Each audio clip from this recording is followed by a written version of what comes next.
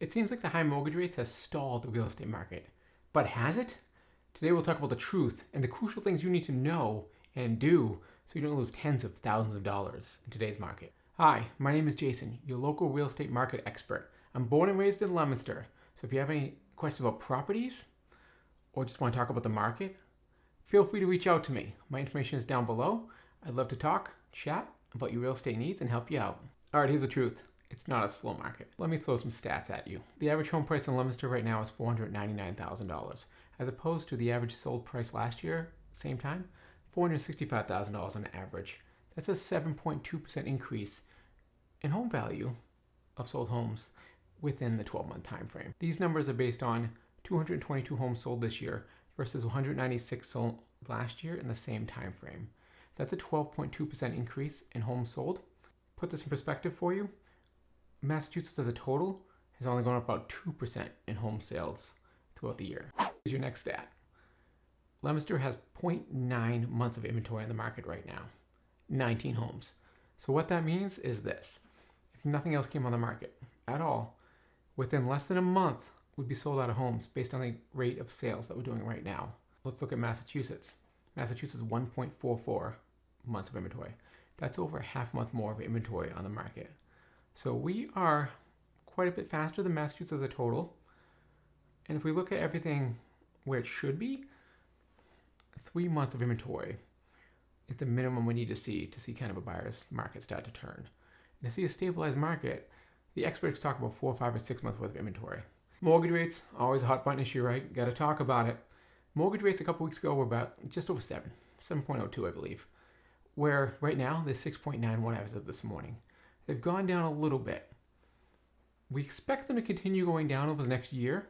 In fact, real estate economist experts believe by the end of the year we'll be at mid to low sixes in interest rates.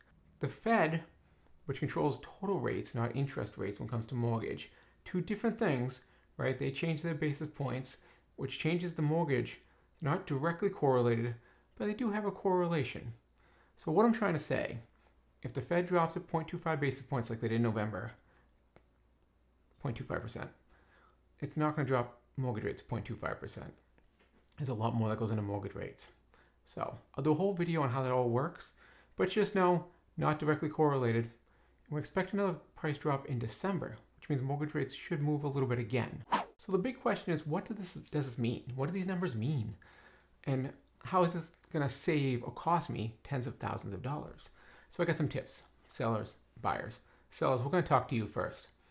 Now, you might be thinking, Jason, 0.9 months worth of inventory. I know supply and demand. There's demand, there's no supply. It's on me. I'll get a ton of money. There'll be offers flying like crazy. I'm going to tell you that's not the way it works in today's market. We have a very interesting buyer in today's market. The buyer in today's market has been searching for a while, year, maybe 2 years, because when the interest rates started going up, they went dormant. But they continue to look and they continue to see the price of the houses. So what we're seeing out there is this. If a house is priced correctly and marketed correctly, then the house will sell very fast. If the house is not priced correctly, then the house will sit and you will sell for less. Typically what I'm seeing right now is priced correctly homes, go. Priced above where the market says it should be, end up with a price drop. And then because people have already seen that house and written off as too pricey, even before the price drop, it'll get price dropped again, and you may end up losing money. You won't actually just stop here. So that's the way it typically works, is you don't go, hey, I'll try this and I'll get down to this. It's normally I'll try this and I'll get down to this. So that's how you lose lots of money in today's market with a savvy real estate buyer out there right now. Here's a stat that'll kind of help you out and solidify what I'm talking about. I'm going to talk about price cuts. Last year, there was 39 price cuts total. Throughout the whole year till now. This year, there's been 68. That's a 74% increase in price cuts. That's a lot. So what's showing with the other numbers is that buyers aren't willing to overpay. They're not willing to do a buying spree. They're not willing to just throw money at things like they used to and say, here's my money. Just please give me that house. That's not the way it works anymore. So even though inventory is low, you still have to price appropriately if you want to get maximum dollar for that house. Buyers, let's talk. You just heard me talk to the sellers about you. Now I'm going to talk to you about you, because The one thing that I hear from a lot of buyers is this: I'm going to wait till the rates come down. If all the buyers wait till the rates come down, guess what happens? The floodgates open at the same time, and all the buyers are going at the house at the same time. If inventory is low, and we have a very hot market here in Leominster, then you have heavy competition to buy. So, the best thing to do in my mind here, yes, the rates are higher, but go shopping now.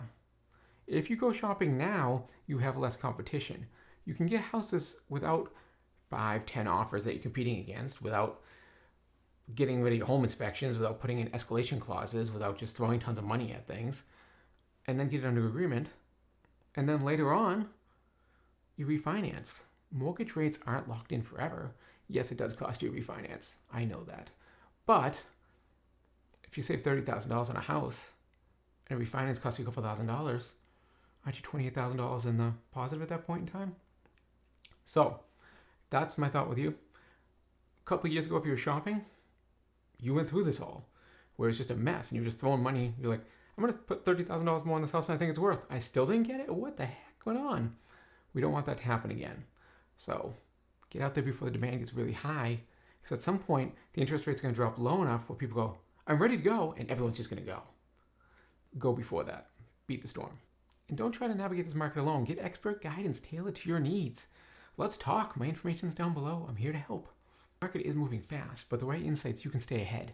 Subscribe to this channel for more expert advice. I'll see you in the next update.